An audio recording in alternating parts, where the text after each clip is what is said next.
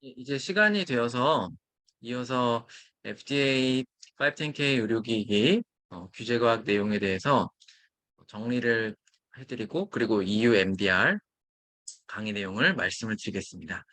그래서 EU MDR 이제 승인을 받기 위해서 상당히 어려운 이제 과정들이 진행이 되게 되는데요. 궁금하신 내용들이 이제 있는 청취자분들께서는 채팅창에 질문을 이제 기록해 주시면은 말씀을 드리도록 하겠습니다. 그래서 510K에 대한 내용을 간단하게 정리를 드리고요. K바이오 솔루션에서는 이제 한국의 의료기기 기업들의 미국 FDA 승인을 진행하고 있고요. 동시에 한국의 임상시험을 진행하고 있어서 K바이오 솔루션에서 작성한 임상시험 프로토콜로 임상시험이 완료가 되어서 미국의 소화기 학회에서 이제 2023년도 올해 베스트 임상으로 선정이 되었던 그런 이제 내용이 되겠고요. K바이오 솔루션에서 특별히 전략적으로 허가를 취득하기 위한 임상시험과 또한 논문을 발표하기 위한 임상시험들, 프로토콜을 직접 설계와 작성을 진행을 해드리고 있기 때문에 보시는 내용은 소화기 학회의 미국 애뉴얼 컨퍼런스에서 K바이오 솔루션이 작성한 임상시험으로 베스트 임상 선정되었던 이제 내용이 되겠고요. 또한 말씀드린 것처럼 K바이오 솔루션에서 FDA의 수술용 의료기기로 256명의 대규모 확증 임상시험, 뉴욕주 7개 병원이 이제 임상시험을 진행을 하게 되는 FDA IDE 승인을 취득을 하였습니다. 이런 내용들을 알려드렸고요.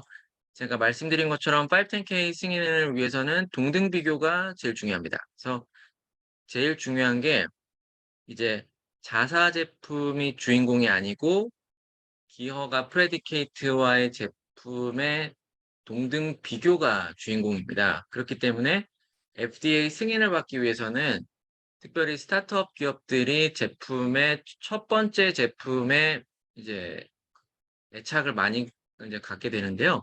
근데 기술의 고도화에 너무 집중하게 하다 보면 FDA가 승인을 해놓은 프레디케이트 디바이스에 대한 검토와 이제 이 동등 비교 내용에 대한 감안 없이 우리 제품만 계속적으로 혁신과 개발을 진행하다 보면 FDA가 승인하기 어려운 기술을 개발해 놓았을 수도 있습니다. 그런 경우는 임상시험이 필요해지는 경우가 돼버리거든요. 그렇기 때문에 기업과 제품과의 동등 비교가 주인공이라는 점을 가장 중요한 부분을 말씀을 드리고요. 이제 제가 다시 한번 강조를 드리자면 동등 비교는 사용 목적이 같다. same intended use에서 시작이 되고요. 그리고 과학적인 기술 원리가 다를 수 있는데 이럴 때 new questions of safety or effectiveness를 안전성과 유효성에서 과학적으로 다른 부분이 새로운 질문을 유발하지 않는다라는 것은 위험 관리 측면에서 우리 제품의 A 제품이 B 제품과 사용 목적은 동일한데 원재료가 다른 부품이 있다면 특별히 그것이 인체에 접촉되게 되는 원재료라고 한다면 우리가 기어가 제품이라고 하는 A 제품이 적용되었던 이제 ISO 10993-1의 생물학적 안전성 시험 기준 규격에 의해서 같은 시험을 해서 독성이 없는 것으로 결과 보고서가 있기 때문에 이러한 시험 성적서를 통해서 안전성과 유효성에 대해서 비교 대상 제품과 새로운 질문이 촉발되지 않는다라고 할 수 있는 거거든요. 그래서 이 510K 파일을 준비할 때 또 한 가지 제일 중요한 팁이 safety와 effectiveness라는 단어를 사용하지 않는 겁니다. 안전성, 유효성이라는 뜻이잖아요. FDA 510K 심사는 근본적으로 우리 회사 제품이 디바이스가 이제 safe and effective 하다는 걸 증명하는 것이 아니라 predicate 디바이스와 substantially equivalent 하다는 것을 증명하는 겁니다. 그게 사용 목적과 과학적인 기술 차원에서. 그렇기 때문에 그 510K 파일에서 our device is safe, our device is effective 이러한 표현을 사용하게 되면 FDA가 그걸 고쳐달라고 합니다. 지워달라고 하거든요. 그래서 safety와 effectiveness는 510K 파일에서는 이제 사용하면 안 되는 금기어인데요. 이제 많은 경우에 그냥 사용을 하고 금기어인데 딱 이 경우에만 사용할 수가 있습니다. 다른 점을 설명하면서 그 다른 점이 new questions of safety effectiveness를 this difference 이러한 차이점이 does not raise new questions of safety or effectiveness. 안전성과 유효성에서의 새로운 질문을 촉발하지 않는다라는 표현에는 사용하실 수가 있어요. 여기만 사용하시고 510K 파일에는 safety와 effectiveness라는 단어를 사용하시면 그걸 이제 지워달라는 보안이 나옵니다. 그 내용을 이제 아셔야 되고요. 그래서 FDA 510K를 제출할 때는 510K 메인 파일은 이렇게 이제 구성이 되고 앞에 보시는 이제 양식들이 있죠. 그래서 이제 FDA의 유저 피를 이제 지급을 해야 되는데 FDA는 기본적으로 중앙 정부의 도움을 받지 않고 그 유저 피만으로 운영이 됩니다. 그래서 FDA도 비즈니스라고 볼 수가 있겠고요. 그렇기 때문에 유저 피를 잘 받아서 FDA에서 근무하시는 분들에게 월급을 줘야 되거든요. 그렇기 때문에 이제 유저 피를 제공하는 회사는 FDA에게는 커스터머 기업이기도 합니다. 그래서 이제 유저 피를 제공했으니까 정해져 있는 90일 내 심사를 반드시 FDA로서는 법적으로 진행을 해야 되고요. 그래서 유저 피가 가파르게 올라가고 있습니다. 그래서 그런 거는 이제 FDA가 유저 피에 의존하다 보니까 그런 내용을 아실 수가 있고 특별히 이제 기업의 경우에 이제 100 밀리언 달러가 매출액이 안 되는 기업들은 그 스몰 비즈니스 디터미네이션 넘버를 받으셔서 유저 피를 이제 스몰 비즈니스로 그 지급하실 수 있다는 부분 그걸 이제 아셔야 되겠고요. 그래서 중요한 거는 성능 시험입니다. 이 성능 시험을 제대로 이제 해야 되고 결국은 이 성능 시험은 이제 이 FDA가 요구하는 그런 성적서가 준비돼야 되는 내용들이 있습니다. 지금 보시는 것처럼 이 성적서가 FDA에서 어떻게 시험을 해야 되는지를 특별히 또 그 시험 방법들이 성능 시험 성적서에 구체적으로 작성이 돼야 됩니다. 그래서 K바이오 솔루션에서도 FDA 승인을 받기 위해서 애로사항이 이 성능시험 성적서가 제조사가 국내 시험기관을 통해서 진행했거나 또는 제조사에서 직접 성능시험을 진행하셨거나 시험 성적서의 시험 방법이 이제 그 체계적으로 설계가 안 되었다든지 또는 시험 내용이 디테일하게 포함되어 있지 않아서 성능 시험에 실제로 보안들이 아주 많이 나옵니다. 그래서 510K 심사를 진행해 보신 분들은 사실 이게 RA 평가라기보다는 오히려 성능 시험에 대한 평가가 제일 집중적으로 중요하게 됩니다. 그래서 그 부분에 대해서 계속적으로 어려움이 있었기 때문에 K바이오 솔루션에서는 이제 RA 컨설팅에 추가해서 성능 시험을 직접 진행하는 자사 성능 시험을 진행하는 성능 시험 그 테스팅 서비스를 진행을 시작을 하고 있습니다. 그래서 여기서 이제 중요한 게 그 샘플의 퀀티티입니다. 보통 이제 한국에서 성능 시험을 진행하시게 되면은 이 부분을 중요하게 이제 아셔야 되는데요. 제가 지금 이, 이, 이 제품을 홍보하는 것이 아니라 그냥 예시로 보여드립니다. 예를 들어서 이게 의료기기라고 하시면은 홍보하는 게 아니라 그냥 옆에 있어서 제가 예시로 보여드립니다. 로트 A, 로트 B, 로트 C. 그래서 많은 그 성능 시험에서 저희 홍보하는 게 아니라 이렇게 해서 성능 시험을 하시는 경우가 많습니다. 국내에서 하나의 로트에 대한 예를 들어 샘플을 3개를 잡아갖고 로트 A에 대한 성능 시험 했고 로트 B 3개 샘플 가지고 진행을 했고 로트 C 5개라고 하죠. 로트 A에 대해서 5개를 했고 이거 되게 중요한 겁니다. 오늘 이것만 아시고 가셔도 2시간 강의에서 제일 중요한 거 아시고 가시죠. 그래서 제가 이렇게 부득이하게 지금 이걸 가지고 설명을 드립니다. 로트 A를 5개를 가지고 시험을 하시고 로트 B를 가지고 5개를 가지고 시험을 하셨어요. 네, 로트 C를 가지고 5개를 가지고 시험을 하셨습니다. 많은 경우에 성능 시험이 이렇게 되어 있으시잖아요. 국내에서 진행했을 때. FDA는 이렇게 하면 안 된다고 합니다. 왜냐하면 일단 지금 로트를 3개를 이렇게 평가하는 방식은 이거는 사실 완제품 의료기기에 적용되어야 되는 것 평가 방식이 아니고 사실 제조 공정을 밸리데이션 할 때 보통 로트 3개를 가지고 IQ, OQ, PQ를 진행을 합니다. 특별히 OQ하고 PQ에 대해서. 그렇기 때문에 그 제조 공정이 균일하게 제작이 되는지를 보기 위해서 보통 로트를 3개의 로트를 시험을 하는 건데 이거를 그 제품을 샘플 수를 5개, 5개, 5개 해버리면 어떻게 되냐면은 예를 들어 저희가 그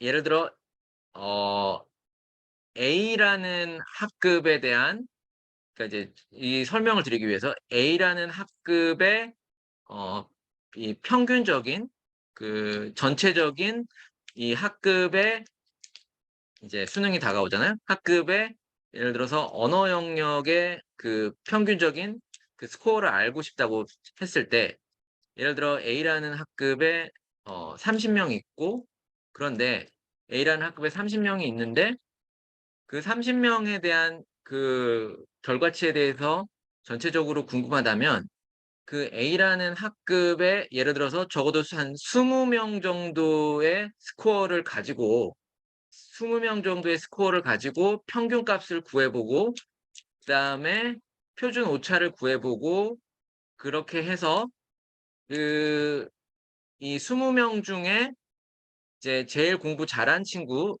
20명 중에 1등과 20명 중에 제일 공부 스코어 떨어진 친구 20번째를 빼면 이제 어 그렇게 되면 이제 90%가 되죠. 근데 이제 FDA는 90%가 아니라 95%를 요구합니다. 그러니까 20명 중에 뭐 너무나 성적이 아주 높거나 아주 낮은 거 한 명을 빼게 되면은 95%가 나오는 거거든요. 그러면은 이 성능 시험을 설계를 할 때는 성능 시험 샘플을 95 샘플이 100%라고 하면은 100%의 95%의 결과값들이 시험 기준에 들어와야 되는 게 성능 시험 설계의 핵심입니다. 근데 이게 성능 시험이 이렇게 진행이 돼야 되는 거거든요. 근데 국내에서 이렇게 진행되는 경우가 거의 없습니다. 왜냐하면 A 로트를 가지고 5개 진행을 해버리면 이 5개라는 적은 샘플 사이즈로 그러니까 예를 들어 학급이 30명인데 5명을 랜덤하게 갖고 와서 그것을 가지고 이 5명에서 95% 구간을 만들기도 어렵죠. 한 명만 빠져도 80%가 돼 버립니다. 예. 95%라는 구간을 만들기도 어렵고 너무 샘플 수가 작아서 그리고 이 5명이라는 것이 어떤 대표성을 갖기에는 너무나 샘플 수가 작아 버린 거죠.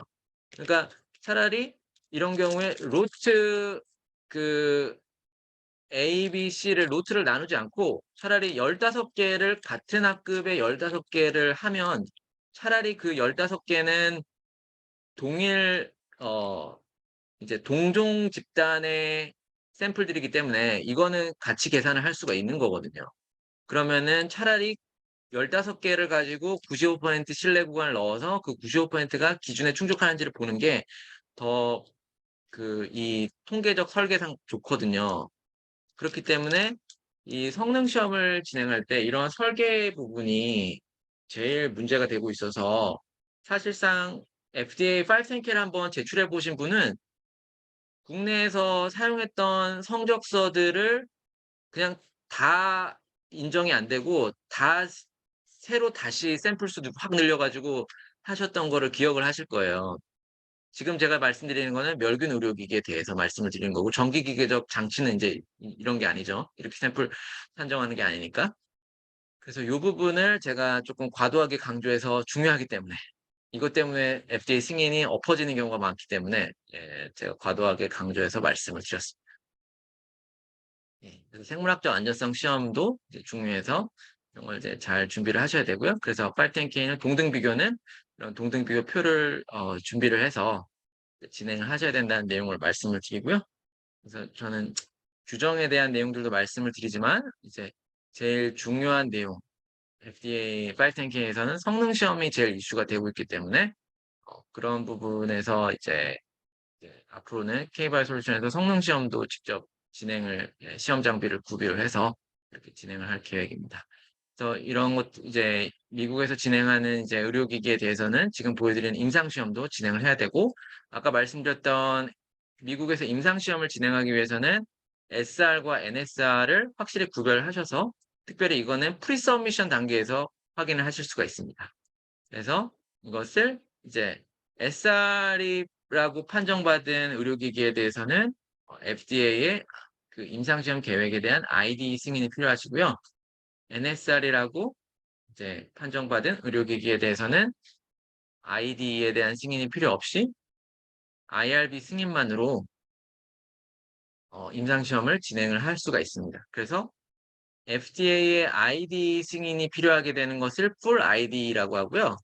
그래서 우리 제품 NSR 제품이 어떤 NSR 제품이냐면은 대한민국 식품약품안전처에서도 체외 진단 의료기기들에 대해서는 많은 경우에 식품약품안전처의 임상시험 계획 승인을 면제해주고 있습니다. 그런 것처럼 체외 진단 의료기기는 그 의료기기 자체가 환자에게 끼칠 수 있는 위해도가 떨어지잖아요. 실제로 침습이 있는 의료기기들에 대해 비교했을 때. 그렇기 때문에 이러한 체외 진단 의료기기들이 상당수가 NSR 판정을 FDA로부터 받을 수가 있습니다. 그래서 프리서미션 할 때 이 질문을 꼭 이제 넣어야 된다는 부분을 좀 말씀을 드리고요.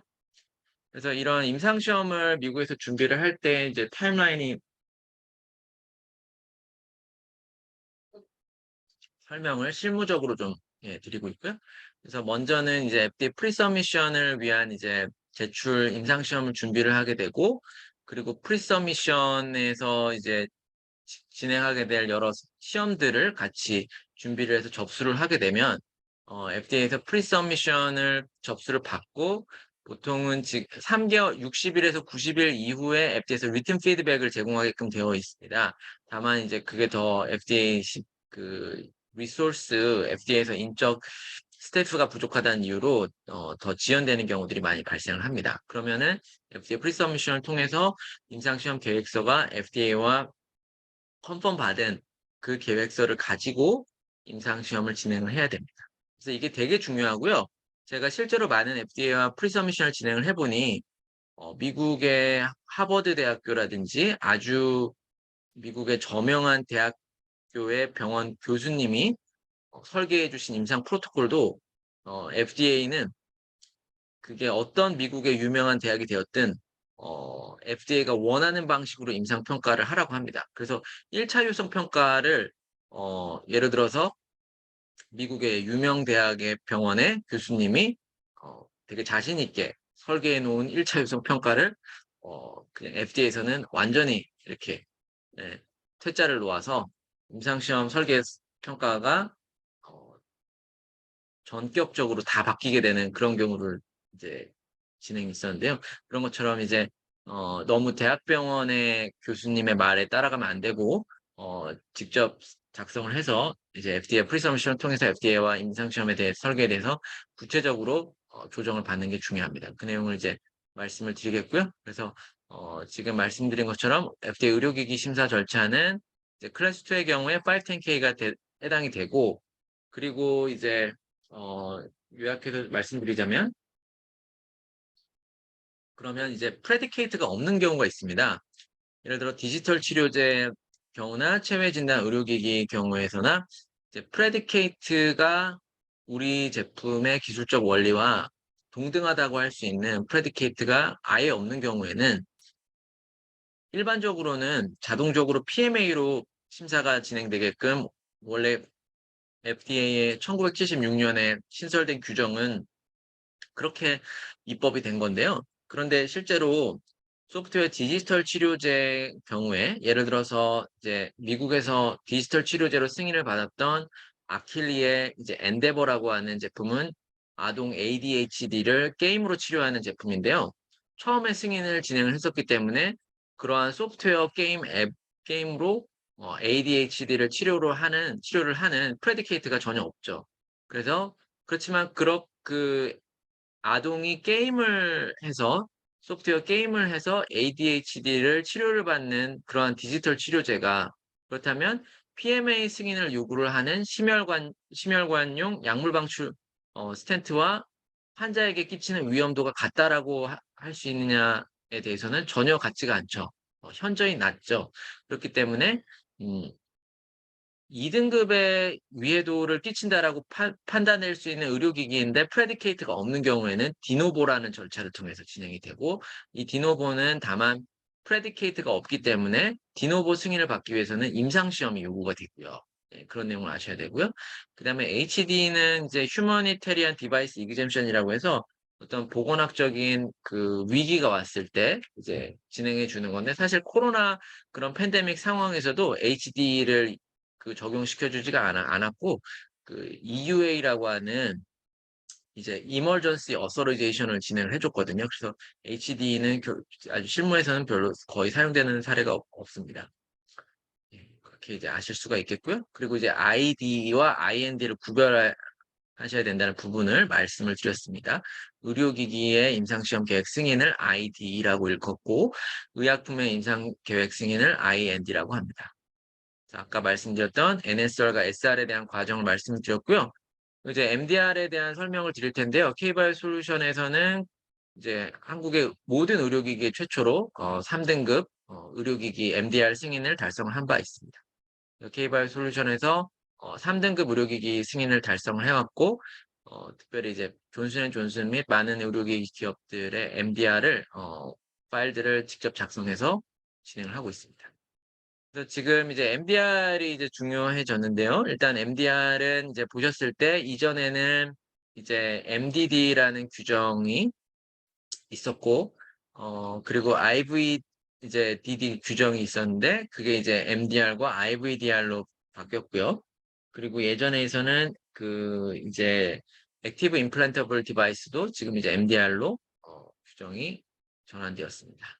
그래서 메디컬 디바이스 레귤레이션이 되겠고요.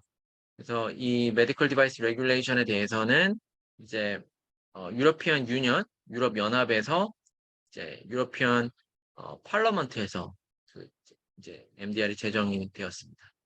그래서 이 타임라인에 대해서 이제 작년 말에 이게 이제 연장된 부분이 있었죠. 원래는 이제 이 2024년 이제 5월 26일 이제 이게 그 MDR 승인을 받아야만 하는 그러한 데드라인이었는데, 이게 이제 2027년도 등으로 이제 지금 연장이 이제 된 게 있습니다.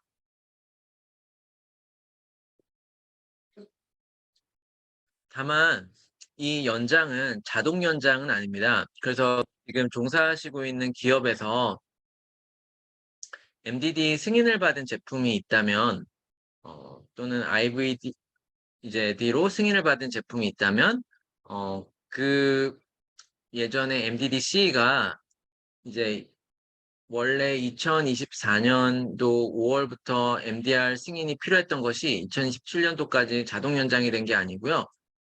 그 이제 MDR 심사를 받고자 하는 인증기관과 협의를 하셔야 됩니다.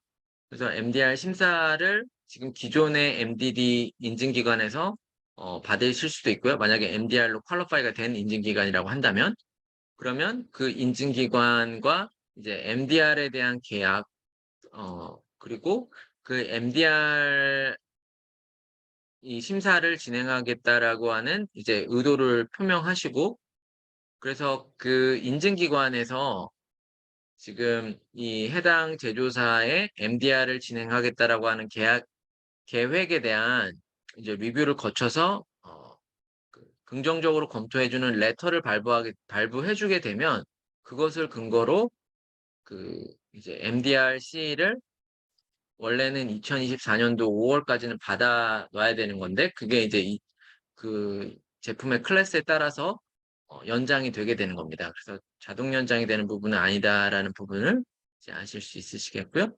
그래서 지금 이제 클래스 3와 클래스 2B는 이제 2027년까지 연장이 되었는데, 어, 그래서 지금 이 연장을 적용을 받기 위해서는 그 MDR 심사를 이후에 진행할 인증기관으로부터 레터를 발부받아야 되기 때문에, 지금이라도 인증기관과 협의를 하셔서 MDR을 진행에 대한 계획을 논의를 하실 이제 필요가 있겠습니다. 그래서 클래스 3와 클래스 2B의 경우에는 이제 2017년도까지 이제 연장이 되어 있는 내용입니다.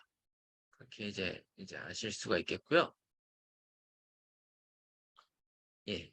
그리고 이제 의료기기가 이제 그 MDR 규정에서는 MDD 때와 마찬가지로 클래스 1, 2A, 2B, 3로 분류가 되고 있고요. 그리고 이제 체외 진단 의료기기의 경우에는 클래스 A, B, C, D 이렇게 분류가 되고 있습니다. 그래서 이 의료기기 MDR 승인을 받는다는 것은 결과적으로는 규제과학 용어적인 측면에서는 컨포머티 어세스먼트를 받는 것입니다. 컨포머티 어세스먼트를 통해서 MDR 인증을 이제 진행을 하시게 됩니다. 그래서 MDR에서 이제 이 실무적으로 인증을 진행할 때는 이제 어떻게 중요한 이제 파일들이 제일 중요한 파일들이 이제 기술 문서가 되겠습니다. 기술 문서는 예전에는 이제 TCF라고도 하고요. 테크니컬 파일이라고 MDD 규정에서는 불렀던 기술 문서의 용어가 이제는 테크니컬 다큐멘테이션이라고 부르고 있습니다. 그래서 테크니컬 파일이라는 용어가 이제는 테크니컬 다큐멘테이션. 그래서 이거를 이제 미국에서는 줄여서 테크니컬 다큐멘테이션 하면 너무 말이 길잖아요. 그래서 택닥이라고 부릅니다. 그래서 택닥을 달라. 이렇게. 예. 저 더 이상 원래 예전에는 그 제가 미국 기업에서 일할 때 이 기술 문서를 영어로 표현할 때 테크니컬 파일이었잖아요. 그래서 보통 줄여서 택 파일 뭐 파일, 택 파일 달라 뭐 이렇게 표현을 했는데 이제는 택닥이라고 그렇게 그냥 표현을 합니다. 그리고 이제 예전에 Essential Requirement Checklist ERC가 이제는 GSPR로 바뀌었고요. 그래서 그 실제 MDR 진행에서 GSPR에도 보안이 많이 나옵니다. GSPR에 이제 각각의 그 체크하는 이제 항목별로 제대로 이제 체크 내용이 들어가 있지 않게 되면은 GSPR에도 보안 내용들이 이제 많이 나오게 됩니다. 그리고 이제 클리니컬 이밸루에이션 리포트가 중요합니다. 클리니컬 이밸루에이션 리포트가 중요합니다. 보여드리는 것은 이제 테크니컬 다큐멘테이션을 이러한 이제 목차들로 이제 작성을 하실 수가 있는 거고요. UDI에 대한 내용도 넣어야 되고 여기서 중요한 부분은 의료기기에 대한 모든 내용을 넣는 게 아니라는 것입니다. 그래서 인증기관의 그 MDR 그 서브미션 체크리스트들이 있는데요. 그 서브미션 체크리스트를 잘 읽어보시면 크리티컬 엘리먼트라든지 크리티컬 프로세스라는 단어를 많이 씁니다. 특별히 의료기기에 대해서 크리티컬 이 엘리먼트에 대해서 내용을 이 기술 문서에 넣어야 되는 거죠. 예를 들어서 어떤 의료기기가 있는데 전기 기계적 의료기기가 있어요. 그러면 이제 크리티컬 엘리먼트가 뭐가 될까요? 왜냐하면 전기 기계적인 의료기기는 그 안에 내장되어 있는 부품들이 너무나 많거든요. 그러면 그 많은 부품들의 원재료들을 모두 열거한다는 거는 현실적으로 불가능한 일이기도 합니다. 너무 많아서. 그렇기 때문에 MDR에서는 일단 크리티컬 엘리먼트를 달라고 하기 때문에 일단 의료기기가 인체에 접촉하는 부품과 원재료는 모두 크리티컬 엘리먼트가 됩니다. 그리고 그 전기기계적 의료기기에서 동작을 이제 PCB 보드라든지 제일 중요한 펑션을 갖추고 있는 그러한 이제 하드웨어라든지 또는 전기기계적 장치가 이제 열이 이게 과열되면 안 돼서 그런 이제 일렉트리컬한 리스크를 컨트롤해주는 장치라든지 그런 것들이 크리티컬 엘리먼트가 되겠죠. 그래서 그런 내용들을 위주로 제공을 하실 수가 있고 또 그리고 매뉴팩처링에 대한 내용을 제공할 때도 의료기기라고 하는 것이 제조 공정에 대한 내용이 너무나 많잖아요. 그래서 그 모든 내용을 다 제공하는 것이 아니라 크리티컬한 것을 위주로 그렇기 때문에 저희가 컨설팅을 진행을 할 때에도 기업들의 모든 내용을 다 갖고 오는 것이 아니라 이제 그 각 영역별로 MDR 심사에 필요한 중요한 크리티컬 내용들 위주로 이렇게 컨설팅 내용을 이제 정리를 하고 있습니다. 그런 내용들을 알려드리고 여기가 이제 GSPR의 예시가 되겠고요. 그래서 GSPR에서는 이 디스크립션에 대해서는 이거는 이제 MDR 규정에 있는 그 GSPR 체크리스트 내용을 이제 그냥 가져오게 되고, 이제 보시는 것처럼 지금 여기 GSPR의 requirements 요건 내용은 이제 제조가 이제 되는 것에 대한 요건이 되기 때문에 의료기기는 모두 제조가 해당이 되기 때문에 이게 다 해당이 되겠고요. 그래서 예를 들어 제조에 대한 지금 체크리스트니까 당연히 ISO 13485가 되겠죠. 그래서 이 GSPR에 이제 해당되는 영역에 대해서 이제 스탠다드 기준을 이제 설정해 주고, 그 다음에 어떤 그 기준에 대한 평가 성적서는 무엇이 되었는지 이런 것들을 표기해 주는 게 GSPR이 되겠고요. 그리고 이제 클리니컬 이밸류에이션이 중요합니다. 그래서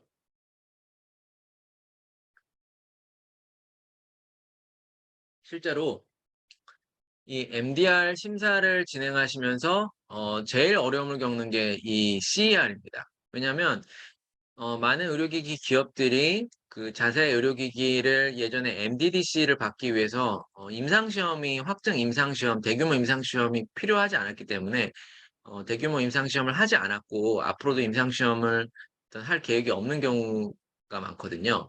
그럼에도 불구하고 MDR 승인은 판매를 유지하기 위해서 필요하고, 그래서 클리니컬 이밸리에이션 리포트를 작성해서 제공을 하는 건데요. 그래서 MDR에서 이제 그 MDD로 바뀌었기 때문에 MD 자동적으로 확증 임상시험을 MDR에서 요구하는 것이다라고 하면 이제 틀린 답입니다. 그래서 MDR에서 일률적으로 임상시험 평가를 결과 보고서를 요구하는 것은 아니고요. MDD에서 C 승인을 받고 그 C 승인 받은 이후에 특별히 유럽연합에서 자사의 제품을 사후 임상 관리를 이제 PMCF 또는 PMS를 통해서 많은 상당수의 의료기기들이 같은 사용 목적으로 MDR과 진행하고자 하는 같은 사용 목적으로 유럽연합과 글로벌 세계에서 판매가 많이 되었고, 그 판매가 된 것에 대한 안전성 조사, 유해 사례 조사, 컴플레인트 조사, 그리고 사용 이제 사후 임상 데이터들을 이제 분석한 내용들로 임상 평가에 대한 상당 부분을 이제 제출할 수가 있고요.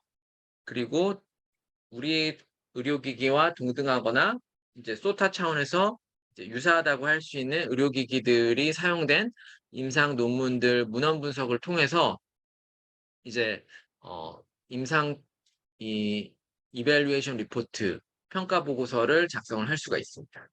그래서 그 내용을 잘 알려드리고요. CER이 이 MDR에서는 아주 중요합니다. 일반적으로는 FDA 510K 승인을 받기 위해서는 성능 시험이 아주 중요하고요. 그래서 FDA 승인을 받기 위해서는 그 테스팅 엔지니어가 이제 FDA가 보안 요청하는 이제 성능 시험 설계에 대해서 대응할 수 있는 테스팅 엔지니어를 갖추고 있는지 그 여부로 인해서 FDA 승인 여부가 이제 좌우가 되는 경우가 많고요. MDR에 있어서는 그 기업의 이 임상 평가에 대한 이해도가 얼마나 높은지 반드시 임상 시험을 해야 된다는 것이 아니라 임상 평가 보고서를 어떻게 작성할 수 있는지에 따라서 MDR의 승인의 여부가 갈리게 됩니다. 그래서 저는 이제 제가 목소리를 내는 것이 정부 기관에서도 실제로 FDA 승인과 이 MDR 승인을 이 좌우하게 되는 이러한 주요한 영역에 대한 이제 그 기업들의 그 이해도와 이제 실무 능력을 강화하는 것이 이제 중요하다고 말씀을 드리고 있고요. 이 클리니컬 이밸류에이션 리포트는 사실상 공부가 필요합니다. 왜냐하면 이 클리니컬 이밸류에이션 리포트는 논문을 쓰는 것과도 비슷한 그런 관점에서 임상평가 보고서를 작성을 해야 되거든요. 그래서 지금 MDR에서 적용이 되게 되는 이런 MEDEP 7.1 이런 이제 이 단계들이 있습니다. 그래서 이제 이 임상 문헌을 이제 평가하고 분석을 하기 위해서 이제 먼저는 그 키워드를 이제 설정을 해야 되고요. 그다음에 이제 키워드 설정한 것에 따라서 그 이제 우리가 선정하고자 하는 문헌들을 이제 피코라는 방법을 통해서 또 체계적으로 그 임상 문헌들을 이제 선정을 해야 되는 거죠. 그래서 그게 Identification of Pertinent Data가 되겠고요. 그 다음에 이런 피코와 그 임상 키워드 크라이테리아를 통해서 적절하게 이제 선정된 임상 시험의 데이터에 대해서 어프레이절과 어널리시스가 들어가야 됩니다. 그래서 이 내용들에 대해서 그러니까 이 각각의 절차에 대해서 CER의 내용이 불충분하게 준비가 되는 경우가 많고요. 그렇게 되면은 각각마다 보완들이 나오게 됩니다. 그래서 이제 이러한 내용들을 제대로 준비하지 않고 이제 임상시험을 MDR을 접수를 하게 된 경우에는 제가 글로벌 기업의 경우에도 그 MDR 심사를 접수를 한 이후에 100개 이상의 미국 기업의 경우에도 100개 이상의 보완 요청을 받은 걸로 본 적이 있습니다. 그래서 이 임상 평가에서는 이제 중요한 게 있습니다. 그래서 이제 많은 내용을 설명드리는 것도 있지만 중요한 내용을 좀 강조드리는 게 효율적이라고 생각이 되고요. 지금 이제 임상이라는 것을 이해를 하실 때, 이게 이제 피라미드인데요. 중요도입니다. 예를 들어서 그냥 단일 전문가의 개별 의견은 제일 중요도가 떨어지죠. 그리고 그 케이스 임상 한 개, 그러니까 환자 한 명에게 진행한 케이스 스터디, 그거는 전문가 의견보다는 이제 그 중요도가 있는데 그래도 좀 떨어지는 편입니다. 그걸 코홀트, 이제 어떤 그룹, 동일 군에 대한 스터디, 임상 시험이 되죠. 어떤 동일한 그 군에 대한 스터디를 진행을 하게 되면은 예를 들어서 뭐 30대에서 50대 연령의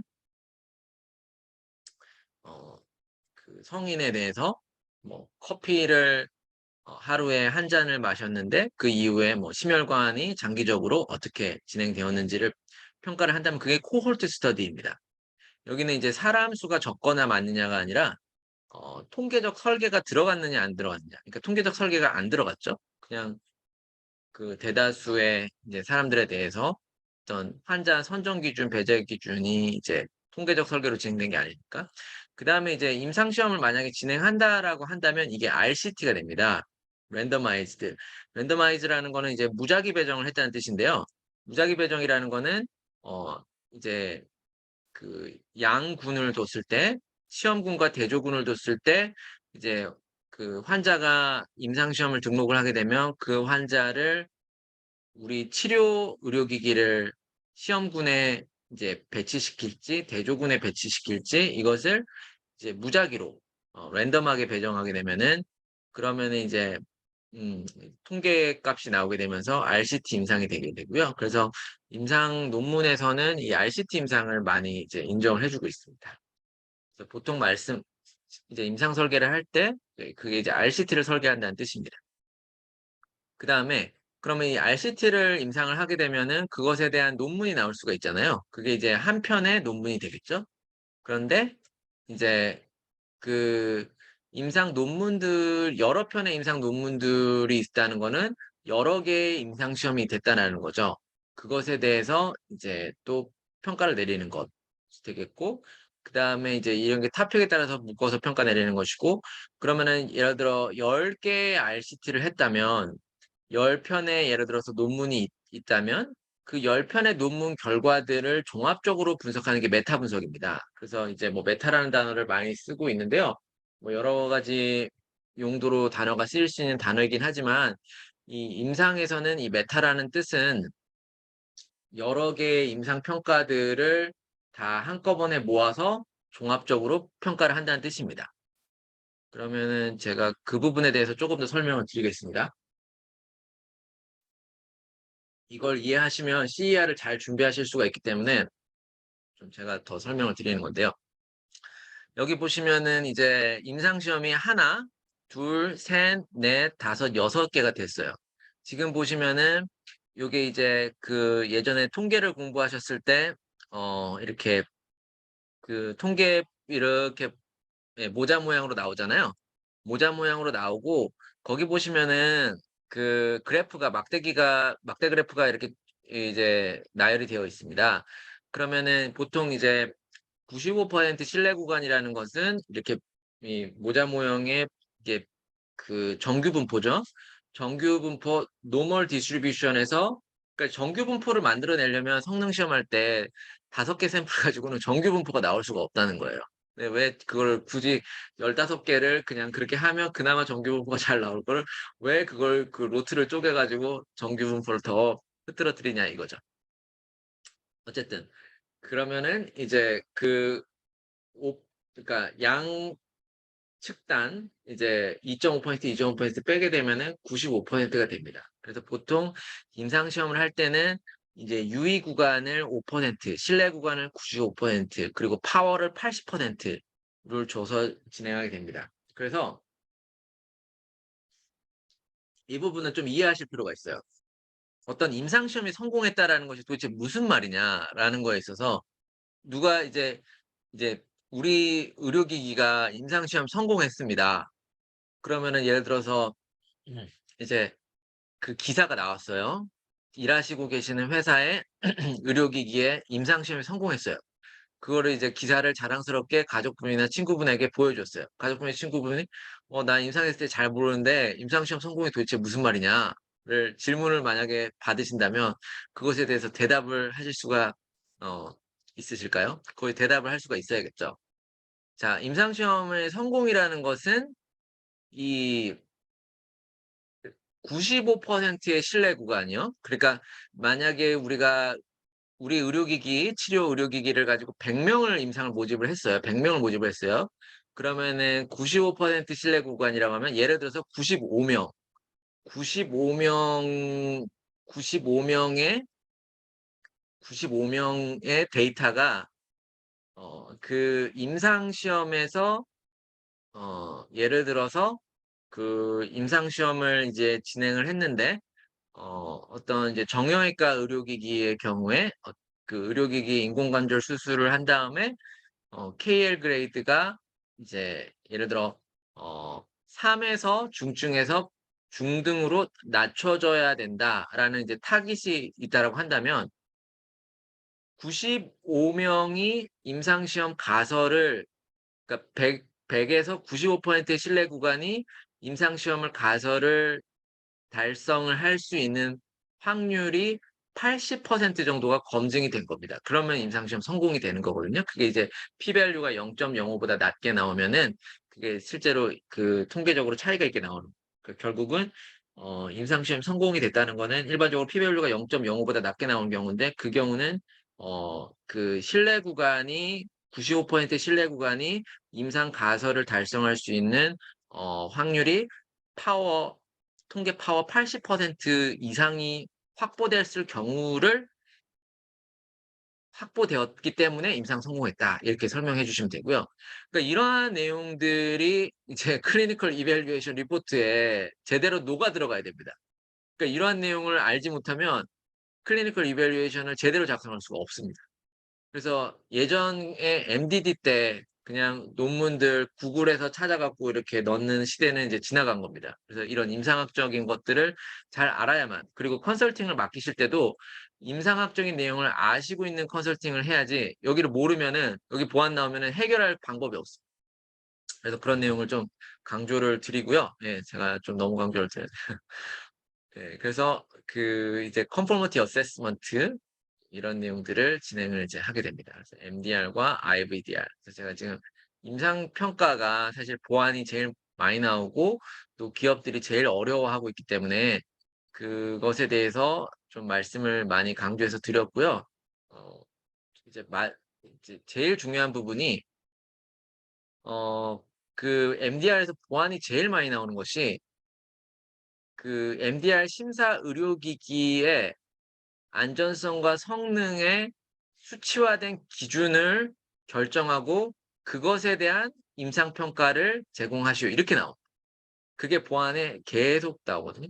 그러면 우리 회사 의료기기의 안전성과 성능의 수치화된 기준이 무엇이냐? 왜냐면 임상시험을 했으면 좋은데 안 했는데 그것을 뒷받침할 수 있는 임상시험 기준을 임상적 안전성 성능의 수치화된 기준을 그거를 결정하고 그 수치를 뒷받침할 수 있는 임상적 근거를 제공하라고 합니다. 그래서 그건 어떻게 하는 거냐면요. 이제 이게 핵심입니다.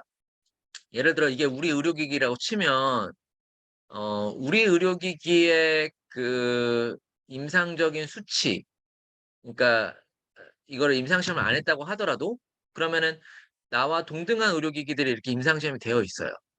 그러면 우리 회사의 의료기기의 성능과 안전성에서 제일 중요한 부분, 그 부분의 그 기준을 어떤 것을 기준으로 할까? 예를 들어서 카테터면은 이제 장력이 있을 수가 있고 인체에 들어가게 되면은 뭐 유속이 있을 수가 있고요.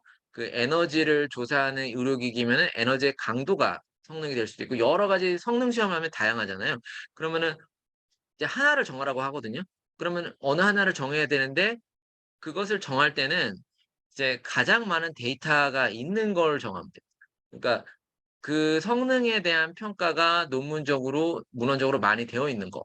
그래서 문헌적으로 되어 있는 그 논문의 잠시만요. 문헌적으로 되어 있는 그 수치를 갖고 와서 우리 제품은 이 제품들과 규격이 동일하거나 비슷하기 때문에 여기에 있는 임상시험에서의 그 특정한 성능에 대해서 우리가 그 성능을 우리의 가장 중요한 임상적 성능이라고 규정을 하겠다라고 하고 여기서 나온 결과들을 메타 분석을 통해서 우리 거를 뒷받침하게끔 그렇게 끌어다가 가져가시는 게 이 MDR의 승인을 결정시키는 핵심 포인트가 되겠습니다. 그러니까 이거를 모르시면 승인되기가 거의 어렵고요. 이거를 그러니까 이제 아시고 이 내용을 클리니컬 이밸루에이션에 준비를 해야 됩니다. 그래서 지금 이제 보안을 이미 받으셨거나 이제 앞으로 보안을 받으시게 되면 제가 지금 강조드린 내용을 되실 겁니다. 그래서 거기까지 좀 말씀을 드리고요. 질문이 있으시면 질문을 해주시면은 예, 질문에 답을 드리도록 하겠습니다.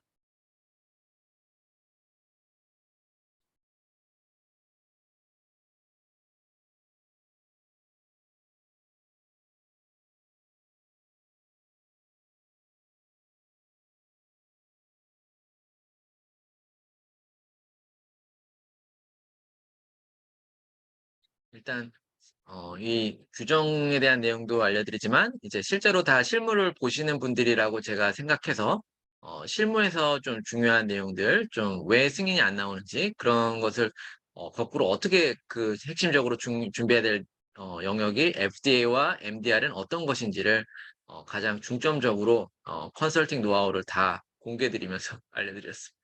그래서 앞으로 이런 FDA 510K나 MDR을 준비하시면서 도움이 되실 수 있기를 바랍니다. 그럼 여기까지 K바이오 솔루션에서 한국보건복지인재원의 의료기기 규제과학 교육과정에 대한 강의를 마치겠습니다. 감사합니다. 네, 고맙습니다. 강경현 대표님. 다음에는 조금 더 시간을 연장해서 부탁을 드려봐도 괜찮을까요? 2시간 너무 예, 빠듯하죠? 예, 알겠습니다. 네. 교육은 오늘 이제 마무리가 되었습니다. 잠시 후에 제가 교육 만족도 조사 문자 메시지로 보내드릴 거고요.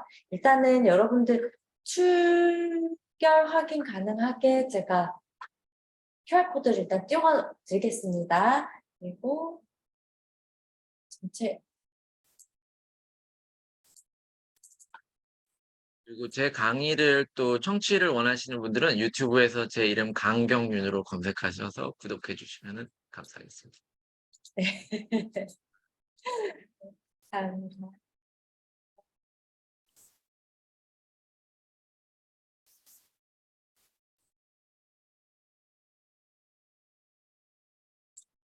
그러면 저는 다음 또 강의 때 인사드리고 강의를 진행드리도록 하겠습니다.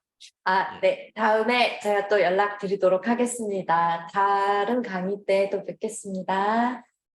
감사합니다.